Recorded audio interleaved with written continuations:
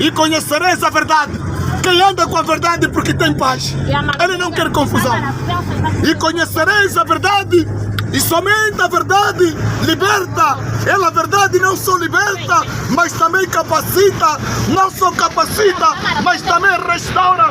Não só restaura, mas também leva para os céus. Aleluia. Amém. Oh, glória. É esta palavra, meus amados, que eu e o meu irmão devemos caminhar com ele. Esta palavra, meus amados, ele revoluciona a tua vida. Não é o pão, não é o arroz. Não é o fui, não é o sacamadeço. Nem a tiquangua, nem o macaiabo. Não é.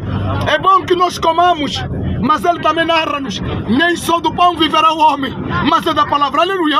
Amém. A palavra, ela é um alimento. A palavra, ela alimenta. Ela alimenta. E eu vou te dizer, meu irmão, caminhe com esta palavra, vai ver o que será da tua vida. Caminhe com esta palavra. Nós não queremos caminhar com a palavra, mas queremos caminhar com a mentira. Queremos pensar em coisas, mas ele vai narrando: as coisas deste mundo passarão, mas a minha palavra jamais passará. As coisas deste mundo passam. Ele está dizendo: tudo vai passar. Essas coisas que vocês querem, as casas que vocês almejam, os carros que vocês almejam, isso passa. Por isso que Salomão vai dizendo em Eclesiástico: tudo neste mundo é vaidade. Meu irmão, minha irmã, não se envadeça com as coisas. Olha o que a palavra está narrando: as coisas deste mundo passarão, mas a minha palavra, ela jamais passará. Ela jamais passará.